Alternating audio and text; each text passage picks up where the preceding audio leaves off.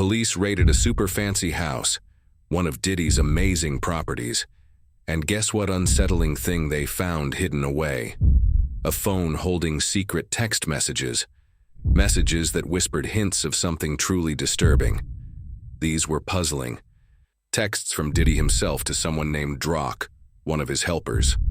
They talked about someone needing to act like I'm not messing with her, and many believe he meant Cassie, a singer he was close with. Then Drock's scary reply came out. I told everyone a fight broke out at the club. She won't tell nobody. Just imagine reading that. What exactly happened that night? These secret messages, hinting at a hidden fight in silence, were just the very first troubling hint in a story that was about to get much, much bigger. Then came an even bigger surprise. Video clips. Picture this, a fancy hotel back in 2016, where secret cameras caught something truly upsetting happening behind closed doors. For years, everyone thought this key video was gone forever, mysteriously vanished. But somehow the police got their hands on it. The footage supposedly shows a man believed to be Diddy and a woman believed to be Cassie in a very tough and frightening spot. A smart person named Frank Piazza, acting like a video detective, put it all together. He explained how some parts skipped because of the way security cameras record motion, but he carefully pieced it together. He even added black screens where time skipped, so everyone knew it wasn't all happening instantly. He pointed out specific, chilling moments, a male figure kicking, then dragging a female figure across the floor. This was shown from different camera angles too. But even with this strong evidence, Diddy's legal team was ready to fight back, trying to cast doubt. Yet this video detective had another huge secret to tell, from other tapes nobody knew about. Piazza's other task wasn't just fixing the hotel footage. He also examined over 10 more hidden video and sound clips. These upsetting tapes were supposedly found on a laptop that Cassie had given to officials. Piazza even tried to make the sound clearer, on one of these specific, very private videos. We couldn't see or hear these videos in court because they are so private, but the mention alone hints at even more hidden truths lurking in the shadows. Just as these grim stories started to appear, a brave witness stepped forward with her own bone-chilling tales. Next, Cassie's friend Briana Bongolan stepped forward.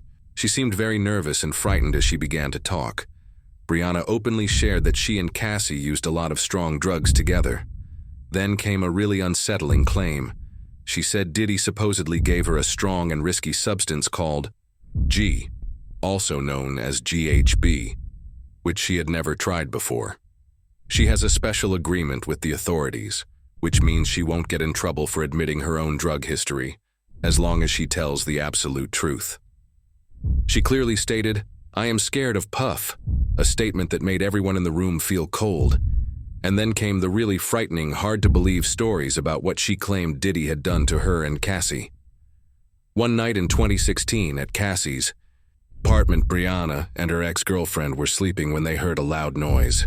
Briana quickly pushed her friend into another room, trying to keep her safe from whatever trouble was about to start. Briana went onto the balcony, perhaps to light a cigarette, when Diddy supposedly appeared suddenly. She claimed he lifted her by her armpits, dangling her head first over the 17-story balcony edge, her legs hanging in the air. He kept asking, "What the F did you do?" over and over. She still doesn't know what he was talking about. This scary moment lasted long enough, perhaps 15 seconds. She claimed Diddy then pulled her back and roughly tossed her against the patio furniture. Cassie rushed out, clearly shocked, asking in disbelief, "Did he just dangle you over?" The balcony? Briana was trembling, felt awful, and immediately went home to shower. She called her manager, upset that her neck hurt and she had bruises. She went to a chiropractor who asked, "Who did this to you?" Briana didn't answer but left with a neck brace. Photos were displayed in court. Her ex-girlfriend captured a picture of the neck brace and bandages on Briana's back. Briana herself also took a picture of a very bad bruise on her leg, with a hole-like mark in its center. 2 or 3 people on the jury visibly gasped, genuinely surprised by the image. A few days later, Diddy FaceTimed her. Briana said, "Look, I don't want any problems." And he just seemed to sigh, placing his hands on his head. They tried to be cool after that, but the fright stayed with her. This was just one of many terrifying moments she shared, building a disturbing picture of reported control and violence. Briana recalled another terrifying night when Diddy supposedly came to Cassie's apartment in the middle of the night, banging on the door. She claimed he then threw a knife at Cassie. Briana says Cassie threw it back. It was a frightening moment of upset and risk. Briana also described a shopping trip with Cassie in 2016. They hadn't told Diddy where they were going, but Cassie later showed Briana worrying texts from him. The texts listed every single place they had been that morning. Briana said she felt a jolt of fear, realizing he knew their every move without being told, creating a constant feeling of being observed. The deeply scary claim came from Diddy's place in Malibu. Briana said Diddy suddenly got right in her face and supposedly shouted, "I am the devil, and I could end your life." Briana was completely frozen with dread, even more so because she admitted she was using drugs at the time. These words painted a truly scary picture of reported power and threats. Briana clearly recalled the very last time she hung out with Diddy and Cassie, January 2nd, 2018. She knew this date so well because she actually has a tattoo of it. Why? Because that's the day she decided to get sober. She explained that on New Year's Eve, just before that date, she, Cassie, and Diddy had been in Miami, supposedly using a strong drug called K for about 8 hours straight at a fancy hotel. After that, she even smiled a little, proudly saying, "That's enough, no more." She's been sober since then. Even as Diddy's legal team worked hard to question her story, more details and confusing parts appeared, making the situation even more complicated. When Diddy's lawyer, Nicole Westmorland, began to question Briana, the tone changed completely. Westmorland was very direct, asking quick, pointed questions, sometimes even sneering. She straightforwardly challenged Briana, asking, "Are you telling fibs or speaking what's real?" Westmorland immediately challenged Briana's special agreement, asking what it meant. Briana explained, "If I am telling the truth, nothing will happen to me. I am protected. But if I'm lying, then I'm not protected." Westmorland then asked, "Well, who gets to decide if you're lying?" Briana's answer, "The prosecutors." The lawyer spent a really long time focusing on Briana's drug use, asking about every detail. Briana kept saying she used drugs, but not very much, or that specific drug, while Westmorland just kept asking, "Did you try it?" Briana confirmed she used drugs with Diddy and Cassie, and even sold drugs to Cassie. In an unexpected moment, Westmorland even asked if one of the drug dealers they knew was a famous singer, Ray J.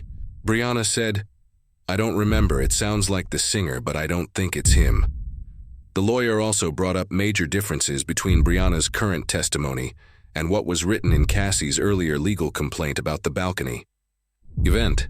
Cassie's complaint had the wrong place. It said a hotel, the wrong date, and even the wrong friend. It mentioned someone named Tiffany. Westmorland pressed Briana, saying, "Yes, we talked about this. We needed to go over the facts." Then, Briana's own lawyer's letter for payment seemed to suggest Diddy had touched her wrongly during the balcony event. Briana firmly stated, "I did not say that."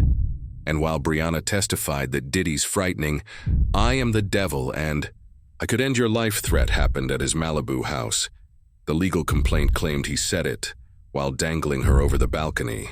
Westmorland also asked about the knife event, wondering how Diddy got the knife and entered the house if Briana couldn't recall. She even tried to make it sound like Briana had told officials there were many knife fights, but Briana corrected her, saying, "No, there was only one." The lawyer also explored Briana's talks with the authorities, suggesting she didn't share everything at first, treating a serious discussion like a casual get-together. Westmorland ended her questions sharply, suggesting, "Speaking the truth isn't hard."